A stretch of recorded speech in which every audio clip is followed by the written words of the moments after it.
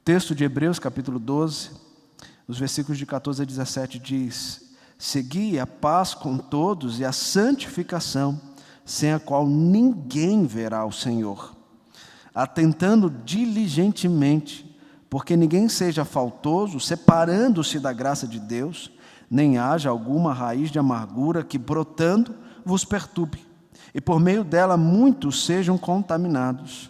Nem haja algum impuro ou profano, como foi Esaú, o qual, por um repasto, vendeu o seu direito de primogenitura. Pois sabeis também que, posteriormente, querendo herdar a bênção, foi rejeitado, pois não achou lugar de arrependimento, embora com lágrimas o tivesse buscado. Nós estamos falando muito sobre o sofrimento. E, de fato, o sofrimento se faz presente nesse período em que estamos passando. No entanto, o sofrimento, ele está na vida do crente por conta da queda do homem. E para todo lado que você olha, há sofrimento. Há sofrimento agora, haverá sofrimento depois que passarmos por essa quarentena. E já passamos por sofrimentos antes mesmo do Covid-19. Quando você olha para a Escritura e vai acompanhando os livros da Bíblia, você vê que o sofrimento é um tema presente, tanto quanto os outros temas. Gênesis narra para nós a história da queda e o que a queda trouxe como consequência ao homem. Depois nós temos Êxodo, narrando o povo peregrinando pelo deserto, depois de Deus livrar o povo, mas eles sofrendo no deserto durante os 40 anos de peregrinação. Você tem os livros poéticos, em que narra para nós os lamentos dos salmistas que escancaram as suas aflições, as suas angústias, como no Salmo 13, até quando, Senhor, até quando, Senhor? Você tem os livros de Jó e Eclesiastes, que aponta a luta contra o pecado, a luta contra o mal, e parece que até o mal está prevalecendo. Depois você tem também Lamentações e Abacuque, livros pregados continuamente nesse período de pandemia, que também mostra que o povo estava vendo os inimigos prosperar, e esse mal entre eles, e sofrendo por conta disso. Depois você vai para o Novo Testamento, você tem diversos livros que também nos colocam dentro da realidade do sofrimento. Essa carta aos Hebreus e também 1 Pedro parece que foi separada justamente para encorajar os irmãos que passavam pelas suas lutas. O sofrimento se faz presente, é uma realidade desde a queda. E sem contar que no âmago da história da humanidade nós temos Jesus, aquele que sofreu tamanha dor por nós, pecadores. Esse Jesus, o homem de dores, como disse o profeta Isaías, ele nos dá o exemplo que o sofrimento faz parte da vida do crente, mas ele tem um objetivo. O objetivo do sofrimento é nos moldar para sermos cada vez mais parecidos com Cristo, porque juntamente com Ele nós temos a promessa que herdaremos naquele grande dia. Agora é importante nós pensarmos no sofrimento olhando também para a crença ou a descrença das pessoas, porque no sofrimento alguns vão reagir de forma negativa, questionando inclusive Deus por não ver uma solução que tanto aguardava. Alguns vão questionar e até mesmo se afastar de Deus, porque aquilo, a libertação, o livramento que eles esperavam não veio. No entanto, tem outros que no sofrimento agem de forma diferente, se aproximam mais de Deus, se achegam cada vez mais ao Senhor, reconhecendo que toda a vida depende dEle, e em suas mãos está o controle da nossa vida. Existem então pessoas que vão sofrer e vão até mesmo afastar do Senhor no sofrimento. Mas existe aquelas que vão se aproximar e terão intimidade com o Senhor. E é essas pessoas que o autor aos Hebreus está direcionando a sua palavra, porque aquele povo estava sofrendo por conta das perseguições. Aquele povo que tinha se convertido ao cristianismo estavam sentindo na pele esse sofrimento de viver com Cristo. Mas o autor vai exortá-los a entender que essa vida com Cristo nos ajuda a enfrentar o sofrimento, porque o sofrimento é uma escola que o crente precisa passar para ser forjado, lapidado pelo Senhor. Há um objetivo maior no sofrimento, e é isso que o autor está encorajando esses crentes. E seguindo aqui o capítulo 12, nós já pregamos os versículos de 1 a 3, quando falamos da maratona cristã, que nós estamos numa grande maratona, como competidores, nós estamos correndo, porém, existem obstáculos como o sobrepeso, que às vezes nós carregamos, e também o pecado, que tenazmente nos assedia. Mas o autor nos chama a olhar para o autor e consumador da fé, e correr, não olhando para o sofrimento, mas além do sofrimento, olhando para Cristo, para o objetivo maior, para não desmaiarmos em nossas almas. Depois, um outro sermão pregado, o último pregado, dos versículos de 4 a 13, o autor diz que nós estamos agora não numa corrida, mas nós estamos diante de um ringue, em que lutamos contra um grande adversário. Esse adversário é o pecado, e que nós não estamos resistindo ainda até o sangue. Essa luta que nós enfrentamos contra o pecado, nós temos que resistir.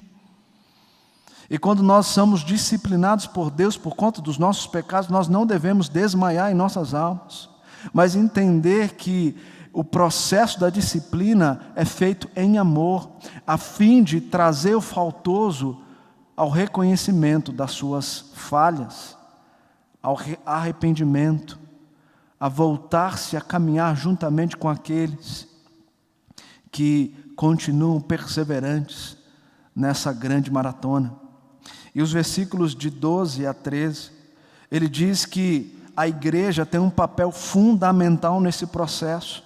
A igreja precisa enxergar esses que estão passando por essas lutas no pecado, para levantá-los, para erguê-los, para ajudá-los a passar por esse momento de disciplina, talvez até pegando no colo e levando a continuar até o fim da corrida, porque o prêmio está reservado, a promessa está reservada, e todos nós precisamos chegar lá, e a igreja então tem esse papel fundamental. E agora o autor vai continuar falando a respeito do pecado, dos problemas que nos afastam de Deus, dos problemas que nos separam da graça de Deus. Se o nosso objetivo é ver o Senhor, nós precisamos lutar contra tudo aquilo que nos afasta dEle. E é isso que o autor vai nos ensinar. Por isso, eu quero meditar com os irmãos sobre o perigo da inconsistência moral. Por que devemos ter cuidado com a inconsistência moral? Em primeiro lugar, porque temos parte na santidade de Deus. Porém, se não prosseguirmos em paz e santificação, não veremos o Senhor. O versículo 14, então nos diz: segui a paz com todos e a santificação, pois sem elas você não verá o Senhor. O objetivo do crente é enxergar o Senhor, como nós cantamos aqui: abra, Senhor, os olhos do nosso coração para enxergarmos o Senhor. O nosso objetivo é ver Deus. Por isso que aqui no versículo 2 do capítulo 12, o autor diz que nós temos que correr olhando firmemente para o autor e consumador da nossa fé. Porque quando nós perdemos o Senhor de vista, nós iremos olhar para outras coisas que não agradam ao Senhor. E o ver aqui, queridos, não é o ver face a face, Isso vai acontecer sim, lá na eternidade, quando nós encontrarmos com Cristo, nós vamos o ver face a face.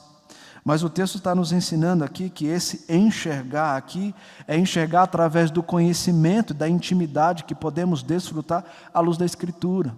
Quanto mais eu estudo a palavra, quanto mais eu me debruço nas verdades do Senhor, mais eu vou enxergar Ele. Mas eu vou entender o princípio da minha existência aqui nesse mundo e o objetivo de viver aqui, que é glorificar a Deus. E o autor vai nos ensinar o que precisamos fazer para ver o Senhor. E ele traz aqui duas ordens. A primeira é seguir a paz com todos e a segunda, a santificação.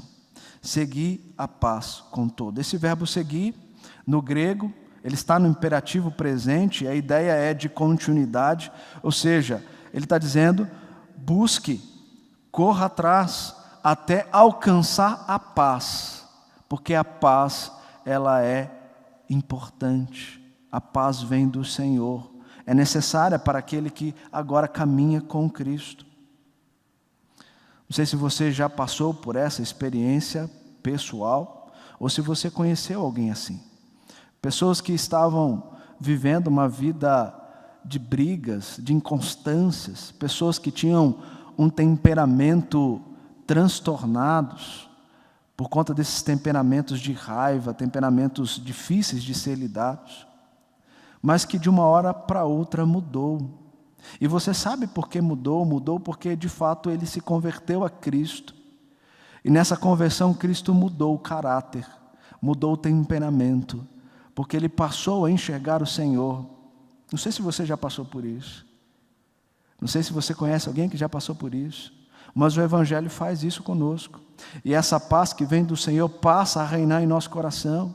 E tudo que nós éramos e fazíamos muda. Porque agora nós entendemos que tudo aquilo não agradava a Deus. E agora nós queremos caminhar para agradar a Deus. Queremos caminhar de fato para viver a vida santa que Ele espera que tenhamos. Então nós precisamos ter paz. Aqueles casais que viviam em pé de guerra, agora não vivem mais. Por quê? Porque o Evangelho entrou em casa e a paz passou a reinar.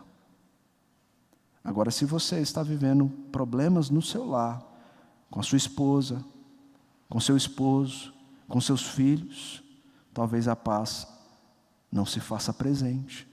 E se a paz não se fazer presente, você não vai ver o Senhor. É o que o texto está dizendo. Sem a paz, eu não vejo o Senhor. E o autor nos coloca aqui, não a paz direcionada apenas para a minha vivência com os irmãos na fé, mas a paz é com todos, incluindo os incrédulos. Porque nós estamos nesse mundo, nós vamos para o trabalho em que pessoas que estão ali são incrédulas também. Na faculdade, entre outros ambientes que nós frequentamos. E o texto diz que essa paz é para todos, é com todos, não apenas para aqueles que estão na igreja, na família da fé. E é muito fácil, né, na igreja, inclusive, você ter paz. Você já deve ter ouvido sermões falando a respeito disso, que pessoas que na igreja são totalmente diferentes do que são em casa. Chegam em casa, parece que muda. Tira aquela máscara e coloca tira a máscara e agora passa a viver na realidade daquilo que a pessoa de fato é. E ela começa então a viver de forma pecaminosa.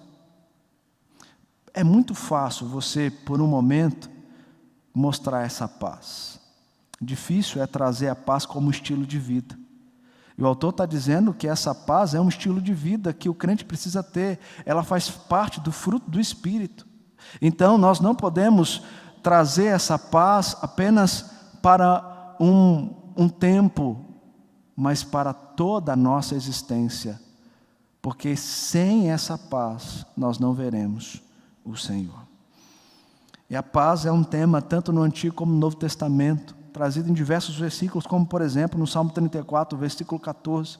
O salmista diz: aparta-te do mal e pratica o que é bom, procura a paz e empenha-te por alcançá-lo. Mateus 5, 44 ao 45, Jesus vai dizer: amai os vossos inimigos e orai pelos que vos perseguem, para que vos torneis filhos do vosso Pai Celeste.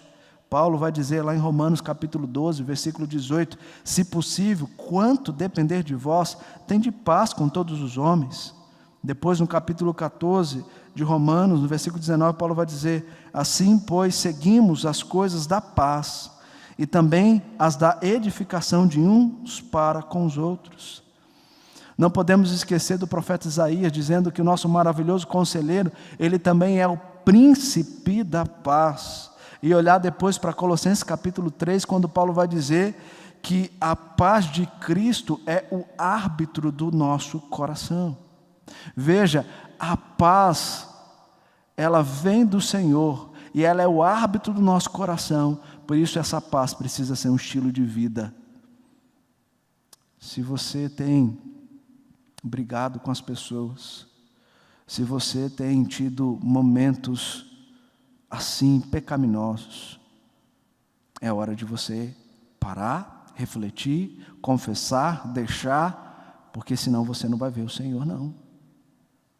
É isso que o texto está nos ensinando.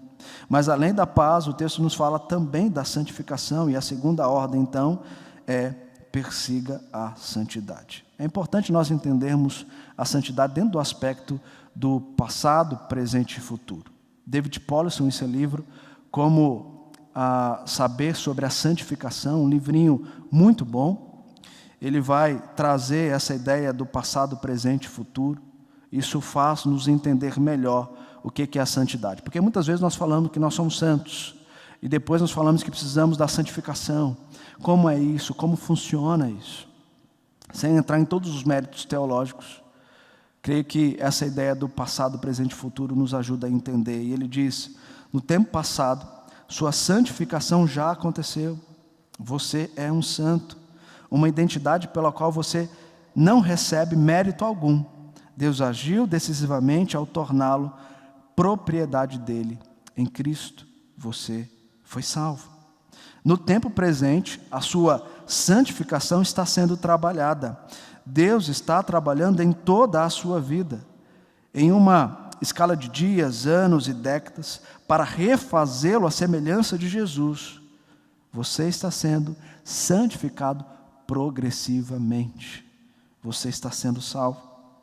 No tempo futuro, a sua santificação será completa. Você viverá, seu amor será tornado perfeito. Você verá a face de Deus quando Ele agir decisivamente para completar sua obra de conformá-lo à imagem de Jesus.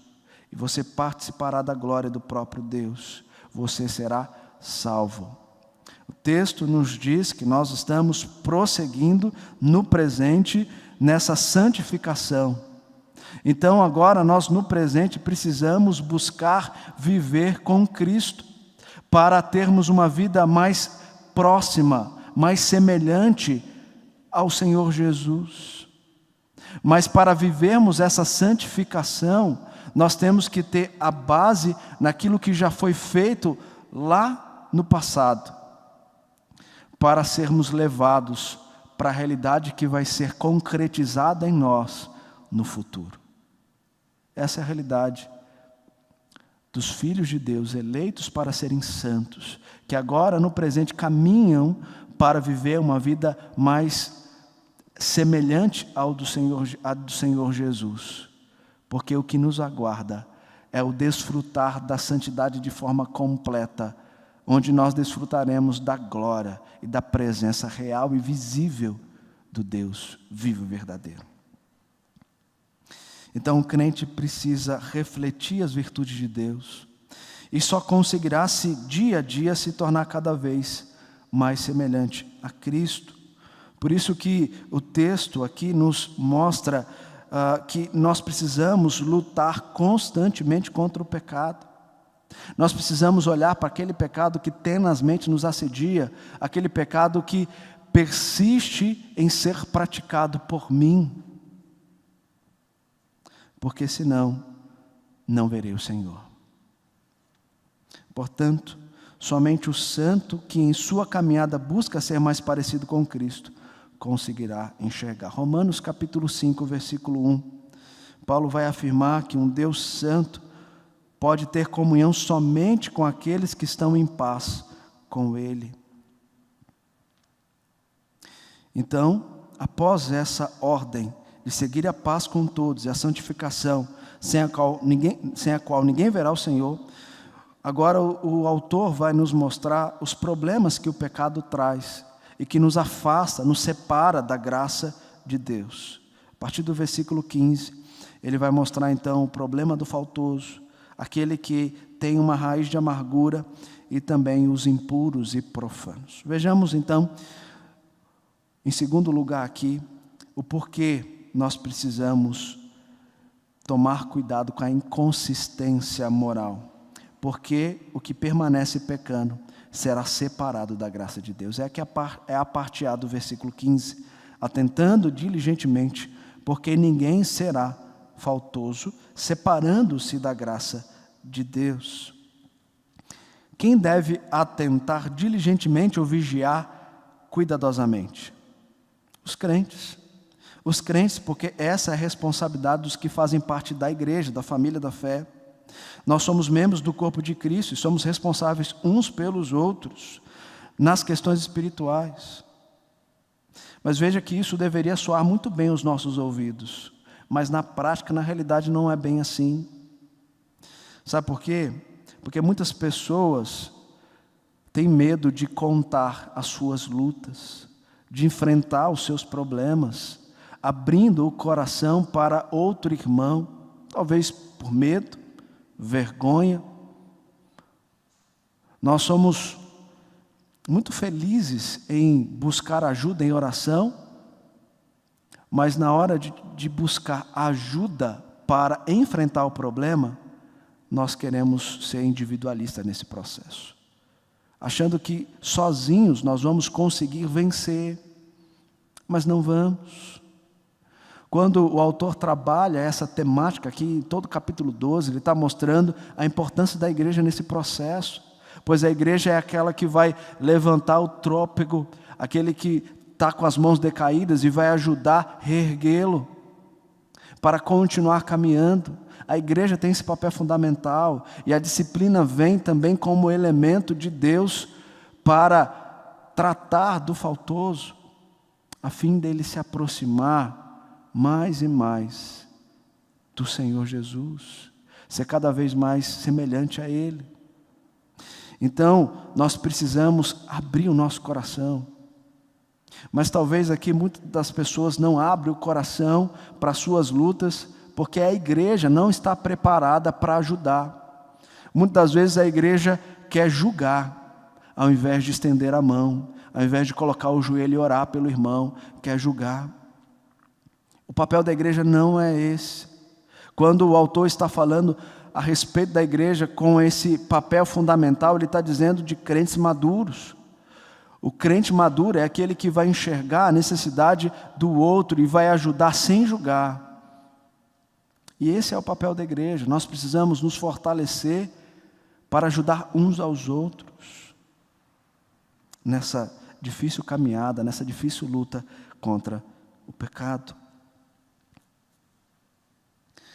Hebreus capítulo 3, versículo 12 e 13, o autor nos coloca diante dessa realidade, dizendo: tende cuidado, irmãos, jamais aconteça haver em qualquer de vós perverso coração de incredulidade, que vos afaste do Deus vivo.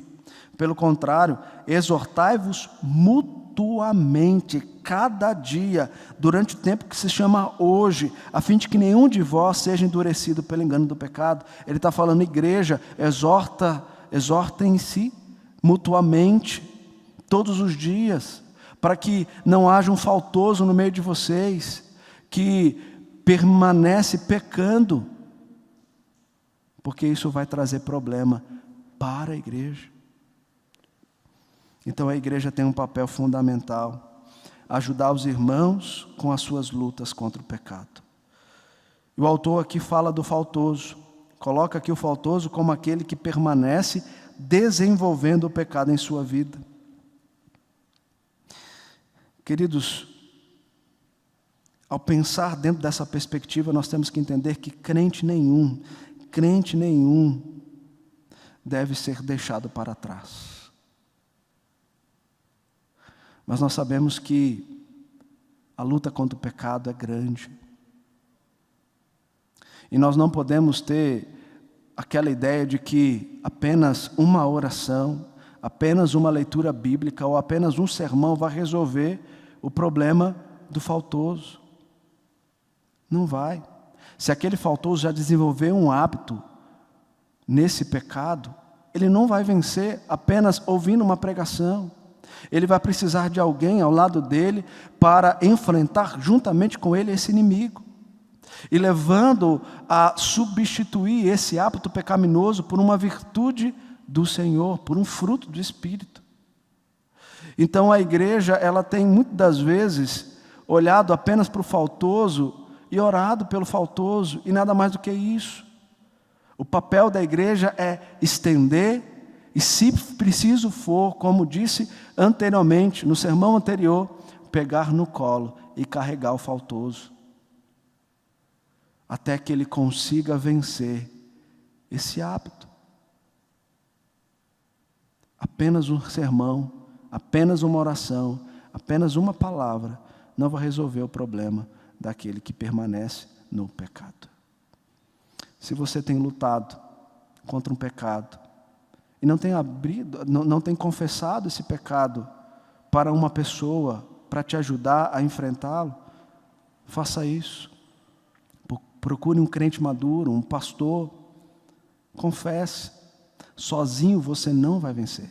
Sozinho você não vai conseguir substituir esse hábito por outro. Por mais que você confesse constantemente o Senhor, sozinho você não vai conseguir. A igreja está aqui para isso.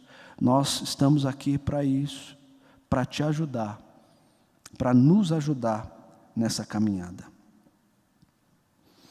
Porque ninguém deve ficar para trás. Ninguém deve ser deixado para trás. Lembro-me aqui, rapidamente, do filme As Crônicas de Nárnia, em que, resumidamente, eu vou contar, por conta do tempo, em que Edmundo era o irmão dos 4, o irmão mais difícil de se lidar. Em um determinado momento, Pedro, seu irmão mais velho, inclusive, fala que ele é um grande mentiroso. Seria raro uma vez ele contar uma verdade. E Edmundo, então, juntamente com a sua irmã mais nova, Lucy, entra dentro de um guarda-roupa, no filme O Guarda-Roupa, o Leão e a Feiticeira, entra dentro do guarda-roupa e se depara na cidade de Nárnia. Lucy encontra um fauno e Edmundo encontra-se com a Rainha Branca, a Rainha Má. E a Rainha Branca, ao vê-lo e saber que ele possivelmente era o filho de Adão, ela promete várias coisas, mas colocando um porém, que ele deveria levar até ela todos os seus irmãos. Edmundo, então, arruma uma maneira de fazer isso, mas não consegue. E quando todos os irmãos estão em Nárnia, Edmundo arruma uma maneira de fugir e ir até o castelo da Rainha Branca, da Rainha Má. Chegando lá, ele vê outra mulher. Ela está irada e o pune porque ele não trouxe os irmãos.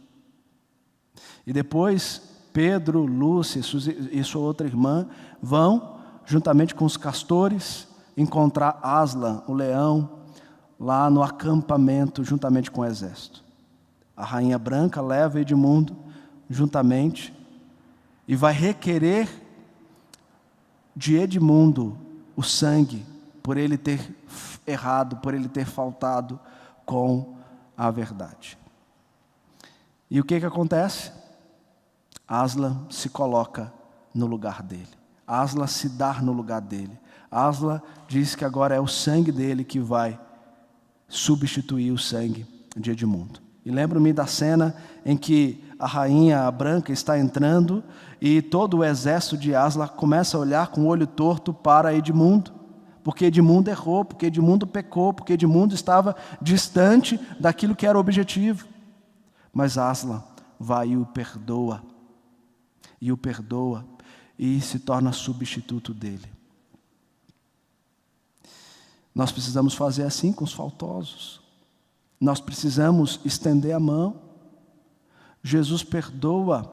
Quem somos nós para julgar? Nós somos aqueles que, como agente de Deus, precisamos estender a mão para levá-lo novamente para o caminho, para caminharmos conosco, para correr conosco essa grande maratona. Essa é a ideia que o autor está trabalhando. A ideia de que a igreja precisa ajudar o faltoso. E agora, ele vai dizer que se esse faltoso permanece no pecado, ele vai se afastar, ele vai se separar da graça de Deus. Aqui não está falando da salvação. Nós sabemos que uma vez salvo, sempre salvo. Ele está dizendo que aquele que permanece no pecado, ele para de enxergar o Senhor nas páginas da Escritura. Talvez nem tenha vontade mais de ler, talvez não tenha mais vontade nenhuma de viver os princípios de Deus, porque ele passa a viver os princípios do mundo e fazer as vontades do coração, que é propensa para a realidade do mundo. Então ele diz que esse faltoso será separado dessa graça de Deus. Mas agora ele fala, na parte B do versículo 15, nem haja alguma raiz de amargura que brotando vos perturbe, e por meio dela muitos sejam contaminados. Então nós temos que tomar cuidado com o perigo da inconsistência moral, porque também a raiz de amargura contamina os outros. Outro problema levantado aqui pelo autor é essa raiz de amargura. E aqui ele está fazendo provavelmente o uso da versão grega do Antigo Testamento, a Septuaginta, de Deuteronômio 29, versículo 18, em que diz: certifique-se que não haja homem ou mulher, clã ou tribo entre vós, hoje, cujo coração se desvie do Senhor nosso Deus, para ir e adorar os deuses dessas nações. Certifique-se que não haja entre vós raiz que produza veneno amargo. Moisés fala essas palavras de exortação ao povo que estava prestes a entrar na terra prometida, porque lá em Canaã já existiam outras nações, e eles deveriam entrar naquela terra e não se contaminar com os deuses e os ídolos daquelas nações. Pelo contrário, permanecer vigilantes, permanecer diante da palavra do Senhor, porque se um deles passar a se contaminar com esses ídolos ou esses deuses, todo o arraial poderia sofrer com isso. O exemplo da raiz de amargura pode ser aqui traduzido como a erva daninha. Nós sabemos que a raiz da erva daninha, ela se espalha rapidamente e se reproduz em todos os lugares que ela passa, e logo cresce, e ela sufoca as plantações, e ela tira, inclusive, os nutrientes que as plantações precisam. A erva daninha, de fato, traz uma grande destruição para a produção. E ele está usando esse exemplo justamente para mostrar que aquele que tem uma raiz de amargura, que permanece no pecado, ele pode não apenas ficar consigo mesmo na prática do pecado, mas ele pode afetar a igreja. E muitos poderão cometer também pecados por conta dessa raiz que não foi cortada. Por isso que o autor anteriormente falou da disciplina. A disciplina é importante justamente para tratar esse faltoso. E se ele não for um escolhido de Deus, ele vai de fato deixar esse arraial, deixar essa congregação, para não atrapalhar aqueles que continuam perseverantes na caminhada da fé. Por isso nós não podemos passar a mão no problema dos outros, nós temos que tratar. Nós não podemos olhar como algo normal o pecado que o irmão está cometendo. Nós precisamos exortar, nós precisamos apresentar que esse pecado traz para ele destruição, e não só a ele, mas a todos que rodeiam a sua vida. Essa é a raiz de amargura que precisa ser cortada, para não atrapalhar os demais que perseveram nessa grande corrida. Depois o autor vai falar também, nos versículos 16 e 17, do impuro e do profano. Nem haja algum impuro ou profano, e ele usa o exemplo de Esaú, o qual por um repasto vendeu o seu direito de primogenitura. Então o terceiro problema são esses impuros, e impuro aqui está falando da imoralidade sexual, e os profanos como exemplo de Esaú, que você encontra lá em Gênesis capítulo 25, 26, 27, 28. E se nós lembrarmos, Esaú, ele vende o seu direito de primogenitura em troca de um prato de lentilha. E lá no capítulo 25, versículo 32, diz que ele falou ao seu irmão Jacó: de que me aproveitará o direito de primogenitura? Se você quer, aqui está, eu vendo a você. Trocando então por um prato de lentilha. Depois nós vemos que ele casou-se com duas mulheres cananitas, Judite e Basemate, e diz o texto lá que ambas se tornaram amargura de espírito para Isaque e Rebeca, que ensinou Esaú os caminhos do Senhor.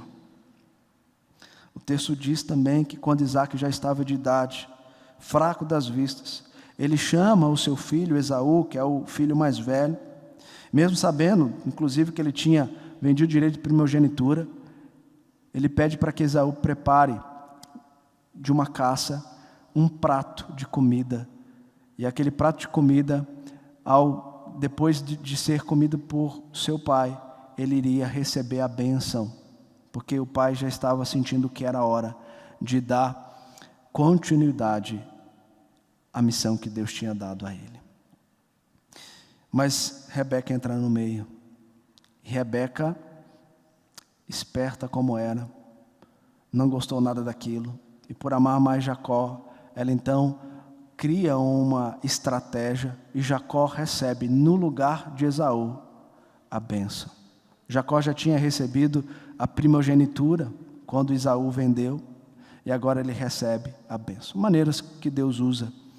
Não cabe aqui nós entrarmos em todos os detalhes, mas é a maneira que Deus usa para cumprir os seus propósitos. Mas é interessante que o texto diz que quando Isaque já estava, quando Esaú chega da caça e leva o prato para o seu pai, diz o texto que Isaque estremeceu violentamente de comoção. Ele sabia que ele tinha dado a bênção a Jacó e não a Esaú, que tanto amava.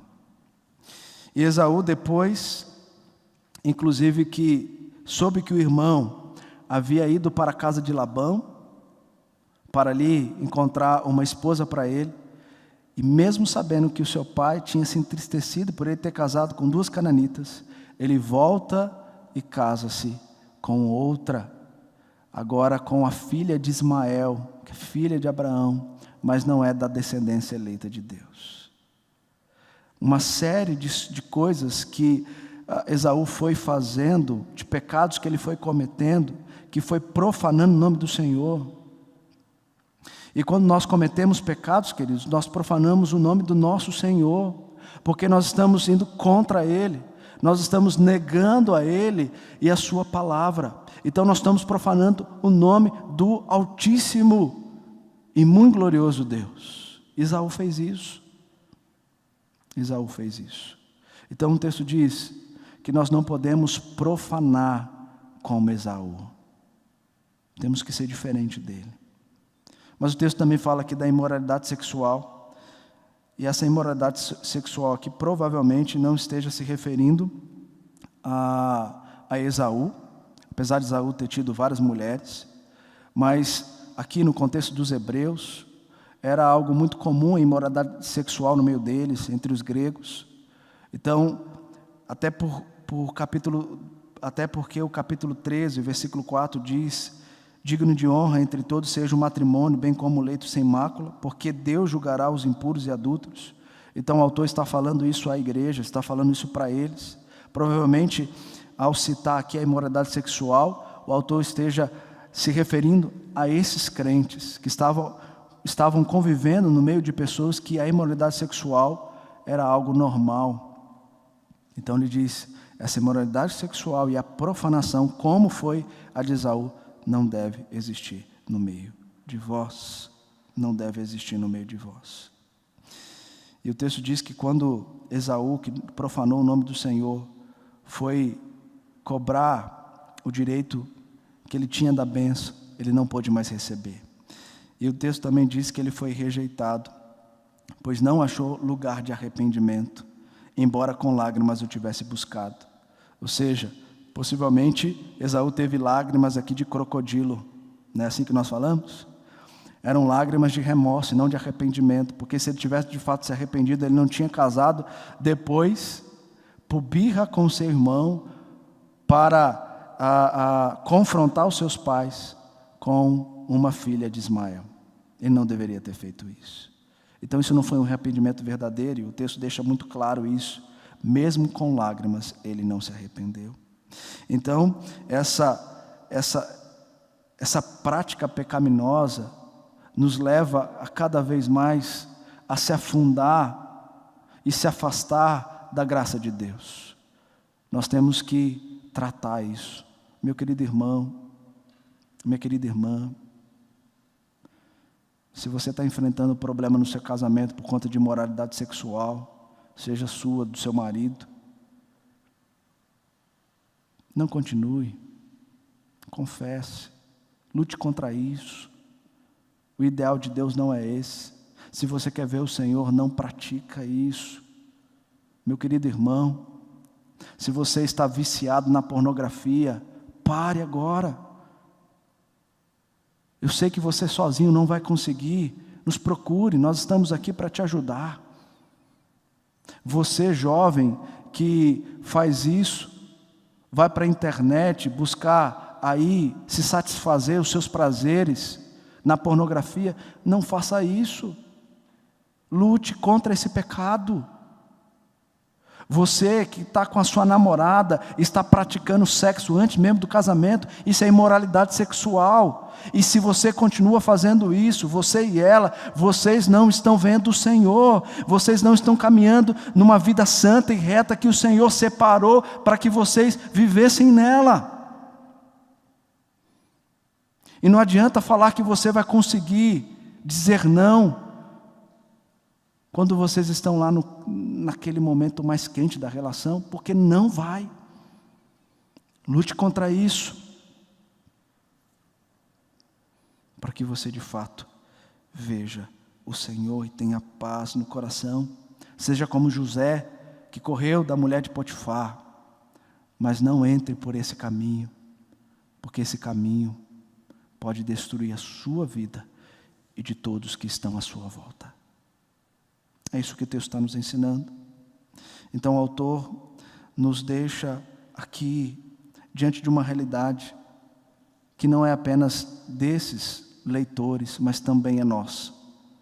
Nós precisamos buscar seguir a paz com todos e a santificação, senão nós não vamos ver o Senhor. Por isso tome cuidado com a inconsistência moral. Lute contra isso, busque ajuda. Mas essa ajuda você tem que buscar no Senhor, não em terapias, é no Senhor. São pecados que a Bíblia trata, e a essa ajuda que você precisa buscar.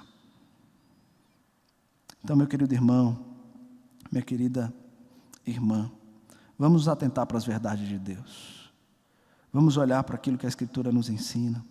Vamos agarrar nesses ensinamentos e buscar lutar contra o pecado, porque a maratona não chegou ao fim. Tem muita coisa ainda para vivermos, obstáculos para ultrapassarmos, e só conseguiremos fazer isso numa grande comunidade, unida, buscando o mesmo objetivo, o mesmo propósito, chegarmos juntos para recebermos a coroa da vida. Você já foi separado por Deus, só falta viver agora a santificação. Entenda que se isso não acontecer, você vai se afastar da graça de Deus. Então, se você precisa de ajuda, procure a igreja. Pessoas que você confia, que são maduras espiritualmente. Procure nós, pastores, nós estamos aqui para te ajudar. mas não permaneça na prática do pecado. Mas seja santo, para a honra, louvor e glória do Deus, do Senhor, que te separou para Ele. Vamos caminhar?